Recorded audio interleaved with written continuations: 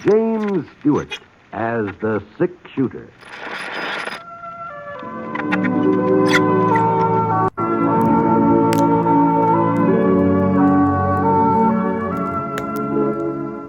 The man in the saddle is angular and long-legged.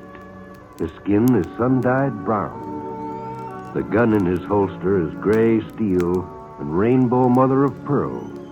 Its handle unmarked. People call them both the sick shooter.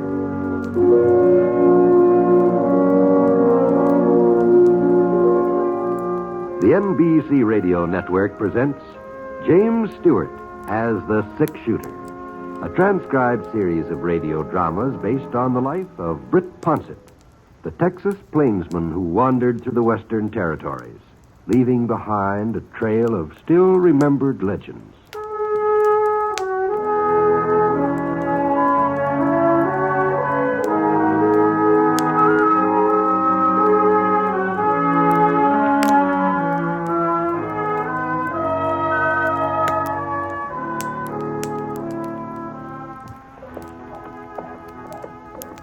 It was a little over 4 years since last time I worked for the Wilcox outfit, but when George Wilcox wrote me about his pa's death and said he needed somebody to handle the cattle drive east to Abilene, well, there weren't exactly any other demands on my services, so I headed up to Adobe Junction and rode through the town to the Wilcox Ranch a couple miles beyond.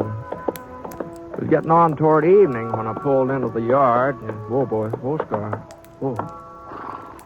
Only about 8 or 10 steers in the main corral over back of the house.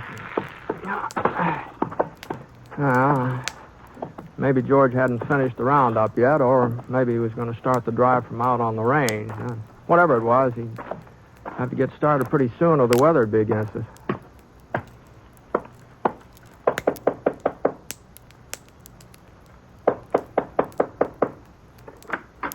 Yes? Good evening, ma'am. Is George Wilcox in? Why, Mr. Ponset, don't you remember me? What? I'm Viola Wilcox, George's sister. Viola No, you... Why, I just can't believe it. Well, I guess I have changed since you last saw me. Change? Why, gee, well, you've practically grown up overnight, Viola. There are some folks around here who wouldn't agree with you, Mr. Ponset. Oh? Who is it, Vi? It's Mr. Ponset, George. Britt? Why, Britt, boy, you old rattlesnake. It's about time you turned up here. How are you, George? Pretty good, pretty good. Put on another plate, Vi. Britt will be here for supper. Oh, I wouldn't like to impose. No, I mean, you probably weren't expecting me tonight. Why, we've been expecting you for the last week. Vi's had the spare room ready since Monday. Well, if you're sure there's enough food, Viola... Oh, there'll be plenty, Britt. As a matter of fact, I won't be eating supper at home tonight. Now, Viola, I told you you weren't... I'll call you when everything's ready. I guess we might as well wait in the parlor, Britt. Sure. I hope I'm not too late for the drive, George. Late? Well, you said you've been expecting me for several days, and I didn't see much stock in the corral. Oh, the boys are still out on the roundup. They're a little late. I couldn't go out with them this year. Oh, that's all. They'll probably show up sometime tomorrow, or Friday at the latest. You can start off then. You won't be going long? No. I'm going to stick around here. Uh-huh. I was real sorry to hear about your father, George. He went easy, Britt. I'm thankful for that. Yeah. You know, I just can't get over how Viola's changed. Why, she's turned out to be a real pretty young lady, hasn't she? I'll bet she's got more beaux than any other girl in the whole county. She could have, I guess, if she wanted them. What? Britt, do you remember Judge Coffin? Coffin? He was that outlaw from up around Cloud City. You had something to do with capturing him, as I recollect. Well, I was sort of in the neighborhood when it happened. I was just a kid then, but Pa took me over to Cloud City to see Coffin's trial and the hanging afterward. I guess he figured it'd be a good lesson for me. Uh-huh. He was right, too. I never forgot it. There's something else I never forgot either. The way Judd Coffin looked. His eyes. His nose. Everything about him. He was born to be a killer. It was writ all over him. No, I don't know now, George. Well, I do. And now he's back here again. Well, what are you talking about? Judd Coffin was hung. You saw it yourself. You just said so, George. Judd had a brother, a few years younger. I don't remember his name, but I saw him at the trial, too. Yeah. Oh, yes. Yeah, now that you mention it, it seems to me there was another Coffin boy. What about him? There's a young fella started working for the Mercantile in Adobe Junction, and if he I'll ain't... be right there, Hank. Everything's on the table, George. Just stack the dishes when you finish eating, and I'll do them when I get home. Now, you hold up a minute, See Viola. you later, Britt. Night. Come over here, Britt. Over here to the window. What? There he is in that buggy. Now, you take a good look. Well, Now, don't he look just like Judd? Well, it's been quite a while, George. I've sort of forgotten Judd Coffin. Well, I ain't forgot him. I couldn't, not ever. I can still see him when they led him up to them gallows. I can still see his eyes, killer's eyes. And that's his brother out there riding away with my sister, ain't it? Well, ain't it? Well, maybe he does sort of resemble Judd in a way, but why... It's more than a resemblance, Britt. I've seen him up close. He's a spitting image. I don't see what difference it makes, George, unless he's been causing trouble, and even then... Britt, he's only been around here for a couple of months. Just give him time. He'll cause plenty of trouble. Maybe so, but now listen, George. Britt, if a man's got bad blood in him, it's bound to come out sooner or later. It's bound to. George, it seems to me a fellow ought not to be blamed for what his brother's done. If he ain't up to something, then why don't he admit who he is? What do you mean? Says his name's Hank Wallace. Says he never heard of Judd Coffin. Well, he ought to know. He's lying, Britt. You saw the resemblance yourself. Well, resemblance doesn't always prove anything, you know. You think I want a man like that going around with my own sister? Why, she's barely 18. She don't know nothing about the world or about people. I'm all she's got now. I can't let her throw her life away on Judd Coffin's brother. I've got to stop her. Yeah, I guess she is sort of your responsibility. But, George, how about that supper? I'm kind of hungry. You go ahead, Britt. I ain't got much appetite. Oh, all right. Britt, Yeah? maybe this sounds like I'm butting into Vi's business, but I got no choice. Just before he died, Pa warned me, told me what would happen. No? Britt, it wasn't 6 weeks after the funeral before she started going around with this fella. I tried to talk sense to her. It don't do no good. Now I gotta put my foot down. You understand how I feel, don't you, Britt? Yes, George. Sure, I understand.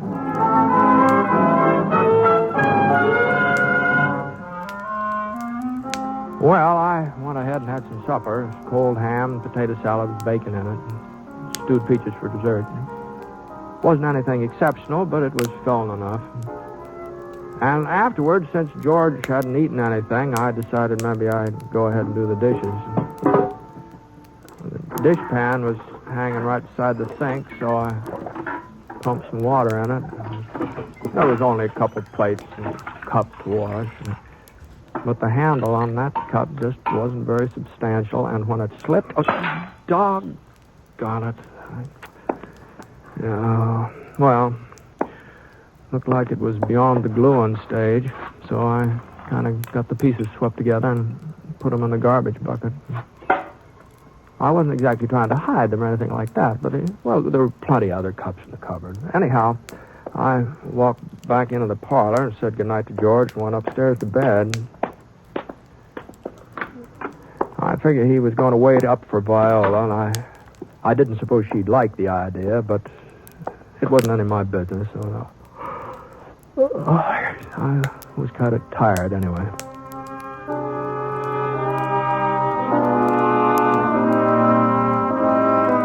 And Viola sure didn't like it either. At least that's how it sounded to me when I woke up about 1 o'clock and heard her and George going at it, hammer and tongs in the downstairs hallway. What I do or where I go. I'm your brother, Viola. Well, you're not my keeper. He's no good. If he was, he wouldn't keep you out until all hours of the night. Staying out was my idea. I didn't want to come home because I knew I'd have to sit here and listen to you. Well, you're gonna listen. I told you who he was, but you wouldn't believe me. Now maybe you'll believe Britt. Don't drag him into this, please. Please, George. Britt? Britt, are you still awake? George, I asked you not to. Britt? Yeah, what's trouble? Would you mind coming down here? Well... It'll only take a minute, Britt. Well, all right, George. All right, give me a chance to put my pants on. I sure didn't like the idea of mixing into a family argument, but I didn't look like I was going to get any sleep till George had simmered down, so I pulled on my trousers and I slapped a little cold water in my face. Then I headed out in the hall. I could see Viola standing at the bottom of the stairs, and her face was real white, and her eyes were kind of wide open and determined. George was holding onto her arm. The way his jaw was set, well, he was just as determined as she was. Any of my business. Well, I do care. It's for your own good, Vi. Well, good evening, Viola. Mr. Ponset, I'm awful sorry that you have to get involved in this. And I'm ashamed, too. Well, you ought to be. Not for myself. I'm ashamed for you, George. For me? I'm not running around with no outlaw disgracing my family. Britt, you tell her. Tell her who he really is. Now, George, I never saw the man before in my whole life. You noticed the resemblance right off, didn't you? You remarked on it. That man, Judd Coffin's brother, Vi. Is that what you got Mr. Ponset down here to tell me? Well, ain't that reason enough? No, it's not enough. He's been lying to you, pretending to be somebody else. Don't you care? He hasn't lied to me, George. I know who he is. I've known it since we first met. He told me he was Hunt Coffin. He told you? He was afraid folks around here would hold it against him. That's why he changed his name. And it looks to me like he was right. You knew who he was and you went right on seeing him? Can't you understand, George? He's not to blame for something his brother did. They're two different people. The same blood's in him that was in Judd Coffin. And he'll turn mean and pull the same kind of stunt his brother did, and he'll end up the same way. Oh, that's crazy. Why, he doesn't even carry a gun. You've seen him often enough. You know he doesn't. He can get a gun easy enough, and he will. The very first time he figures he needs one. Mr. Ponset, won't you talk to George? Maybe you can make him see that I'm not a child, that I know my own mind. Well, it seems to me we've all done enough talking for one night. Anyway, I sure could use a little more sleep. You know, things may look different in the morning. Don't you think so? You know. Mr. Ponset's right. We'd better go to bed, too. Things won't be any different tomorrow, Vi, not as far as I'm concerned. I'm telling you here and now, you're not to see young Coffin again, ever. I'm going to marry him, George. What? I wasn't intending to tell you yet. I thought maybe later you'd come around. But I guess you never will. I promised him tonight. Promised him? You don't know what you're saying, Vi. George, let's go. You're just doing this to spite me, ain't you? Well, I'll teach you. I'm in love with him. In love with a man like that? I'll slap some sense into you, but it takes me all night. Hey, George, now get a hold of yourself. You heard what he said. She's going to marry him. Well, she'll be singing a different tune before... Now, wait a minute. You stay out of this, George. She's my sister. I don't care whose sister she is. Now, let go of her.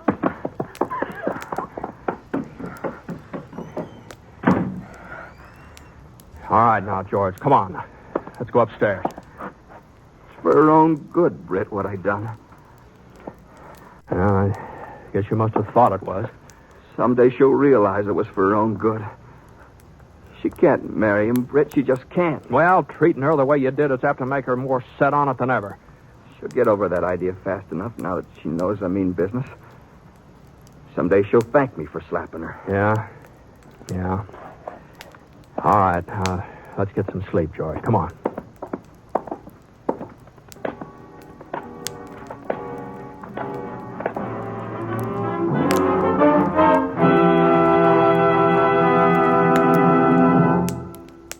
You are listening to The Six Shooter, starring James Stewart as Britt Ponset, the Texas plainsman whose name has become legend throughout the West. Now, Act 2 of the story called Blood Relations.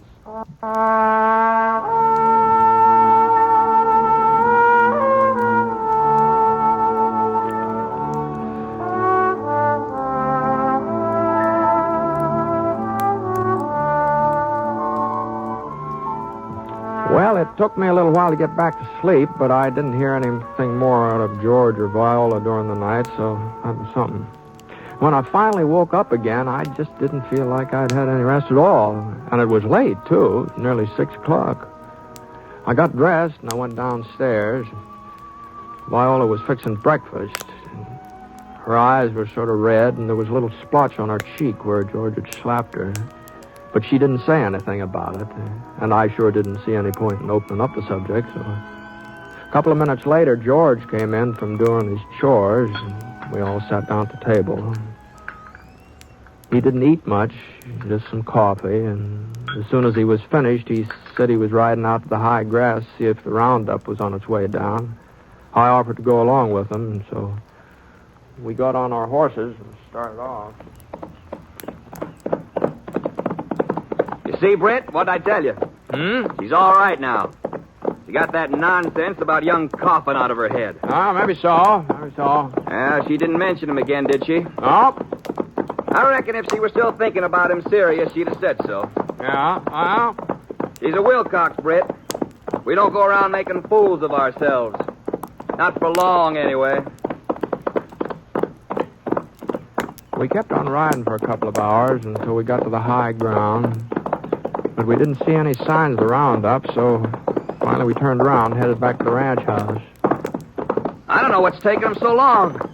They should have been down a couple of days ago. Oh? If they don't show up by morning, we'll have to start looking for them. Oh, whatever you say, George. Here we are. Whoa, Frenchie, whoa, boy, whoa. Hey, you know something, Britt? I've got kind of an appetite. Oh, I don't doubt it, the way you've been eating lately. Easy, Scar, easy. Well, I'll sure make up for it this noon. I wonder what she's fixed for us. Vi? We're back, Vi. Must be out in the kitchen. That's funny. Vi? Oh, just a minute, George. Oh, she's upstairs. That's why she didn't hear me. How about some food, Vi? I didn't know you'd be here. You didn't say anything when you left. I'm usually here for dinner, ain't I? Yeah.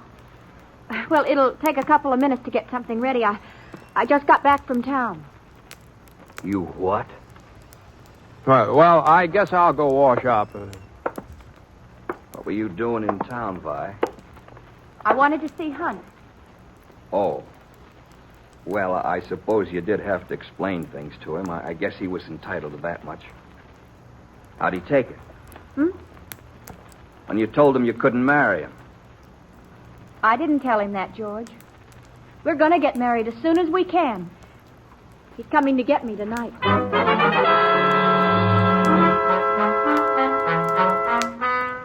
Well, I sure didn't feel like sticking around for another one of their arguments, so I sort of sneaked out the front door and climbed into the saddle. Let's go, boy. Come on. I figured I'd ride in town and get me something to eat while I was at it. Maybe while I was gone, George and Viola would come to some sort of an understanding. At least I hoped they would. It took me about 30 minutes to reach Adobe Junction. Looked like there was only one cafe. Molly's Home Cooked Meal. It's right next door to the Mercantile. Whoa, boy. Whoa, Scar. Whoa. Tossed the reins over a hitching rail and started into the restaurant. Mr. Ponset? You're Britt Ponset, ain't you? That's right. Viola told me what you looked like, but I'd have recognized you anyway. Oh? You're a six-shooter. I've heard a lot about that gun. How fast you are with it. My brother, he found out firsthand. Your brother? Judd Coffin. I see. My name is Hunt Coffin, Mr. Ponset. Yeah, I sort of figured that. I just wanted you to know I sure do appreciate what you did last night, taking Viola's part with George. While George was pretty upset, I don't think he meant to carry on that way. He's real fond of his sister when you get right down to it. If he ever hits her again, I'll kill him. Well, I guess you and Viola won't have to worry much about George any longer. What do you mean? Well, she says you're going to get married right away. You're coming out after her tonight, is that right? She told you that? Well, sure. That's true, isn't it? Oh, I didn't want him to know. He'll try to stop us. I told her not to say anything. We could have been gone before he ever found out. Now, Viola's not the kind of a person to do a thing behind anybody's back. Yeah. Well, maybe there's something else he ought to know. I bought me a gun this morning, Mr. Ponset. Is that so? I'll be out at the Wilcox place as soon as I get off work tonight. and I'll have the gun with me. Huh? And George said you'd get a gun the first time you figured you needed one. Well, he was right. Yeah. It sure looks like he was. Well, so long, Coffin.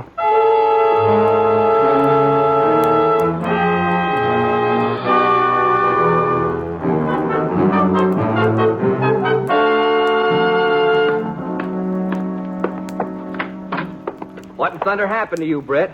Oh, I thought maybe you and Viola ought to have a chance to talk this out in private, so I rode in town. You needn't have bothered. Huh? Tried to talk to her, but she just wouldn't listen. She wouldn't, huh? I don't know what to do, Britt. I just don't. After last night, I thought she'd see things my way. I guess you were right. She's more set in marrying him now than ever. If Paul was still alive, he'd find some way of stopping her. I guess I'm letting him down. Well, where's Vi now? Upstairs, packing.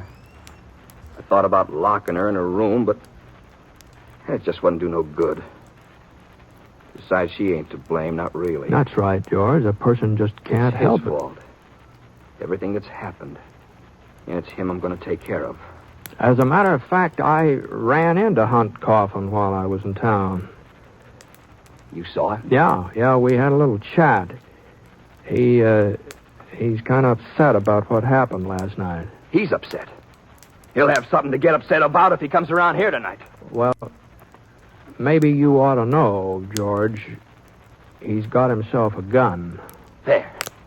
What'd I tell you? Just like his brother. Why?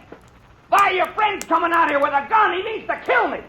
A man who'll take up a gun once, he won't stop, not as long as he lives. Now what do you think of it? Viola didn't answer George. She just stayed upstairs and went on with whatever she was doing. George walked into the hall. I heard him rummaging around in the closet. And he was gone for a minute or so, and then he came back into the parlor. He was carrying his pa's old Winchester rifle. He jammed some cartridges into the magazine and stared out of the window. The sun was just beginning to drop behind the hills to the west, and the shadows on the slopes were turning orange. And George pulled up a chair and sat down. The rifle was lying on his lap, the barrel pointing toward the open window beside him. George? Yeah? You use that gun, you'll be doing the very thing you accuse him of. There's a difference, Britt. This is my property. Pa left it to me outright. Sure. If Hunt Coffin sets foot on it, he's trespassing. I got a right to shoot a trespasser, ain't I? No, you haven't. Not under these circumstances. You gonna interfere? You gonna take his side? I'm not taking anybody's side. I'm riding into town, and I won't be back. You'll have to hire somebody else to handle your cattle drive. Suits me. I'll be able to handle the cattle myself now. I won't have to stay here after tonight. You know, George, he might kill you. Leastwise, if he takes after his brother, there's a good chance of it. Well, it looks like you're going to be around for it, whatever happens. What? There he is now, pulling into the yard. Coffin! Get out of here, Coffin! I don't want no trouble, Wilcox. Well, then start moving. I'm taking Viola with me. You're not taking anybody! I could see Hunt Coffin through the window over George's shoulder. He was climbing down from his buggy. Looked like he was carrying a .44 in his holster. George Wilcox stood up. His back shut off my view of Hunt. He shoved the stock of his rifle against his shoulder, and his finger curled around the trigger. He shifted his weight onto one foot, and I got a glimpse of Hunt again. His right hand was inching toward that .44, but he hadn't pulled it out yet. I'm coming in and get her, Wilcox. Go on and draw. I know you got a gun. Go on, use it. I don't think I'll need it. I gave him a chance. You heard me, Britt. He There wouldn't wasn't much take it. You time heard to me. answer him. His finger was already squeezing back. There wasn't even time to get over to him. I grabbed for my gun. The bullet hit him right in the arm, spun him half around. For a second, I didn't know what had happened. I hadn't fired at him. I hadn't even had a chance to finish drawing. And then I saw a little spiral of smoke on the hall stairs behind them. Viola, Put down that rifle, George. you're crazy, Vi. Vi! Are you all right? Stay there, Hunt. I'll be right out. Put it down, George. Now, I'm going away with Hunt. And if you come after me, it won't be Hunt who will stop you. Kind of funny, isn't it? You always said Hunt would turn out bad because his brother was that way. And they both had the same blood in them. What about it, George? Would you be willing to shoot me? What are you talking about, Vi? You know I'd never do a thing like that. Why not? I was willing to shoot you. We've got the same blood, haven't we? Goodbye, George. Goodbye, Mr. Ponset. So long, Vi. Good luck. Upward. Up. She wasn't making any sense, Britt, asking if I'd shoot her. Why, that's just plain foolishness. Yeah. Yeah, well, I'll take you into town, George. You better see the doc about that arm. My own sister. My own flesh and blood. I sure had her figured wrong. Well, maybe you had young Coffin figured wrong, too. Come on, let's go.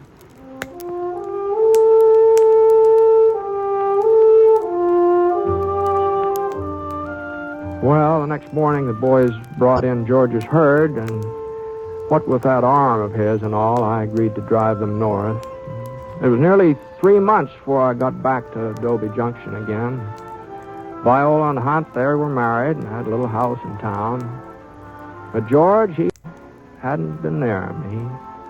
Hadn't said a word to Vi since that night she left the ranch. Vi was kind of upset about it, but she kept telling herself that sooner or later George would see where he'd been wrong and he'd come around. I don't know. Maybe he will. Maybe he will.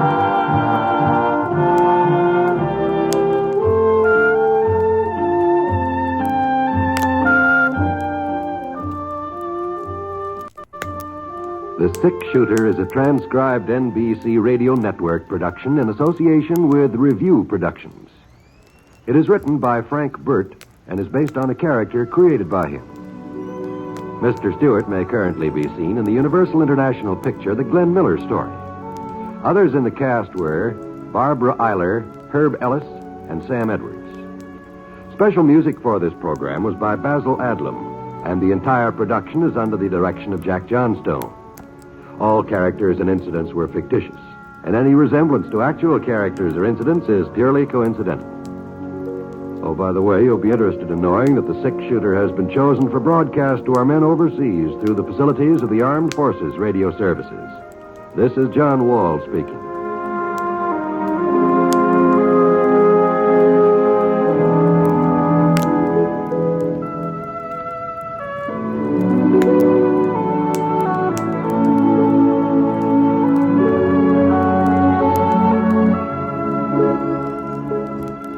MacDonald Carey stars in Jason and the Golden Fleece tonight on the NBC Radio Network.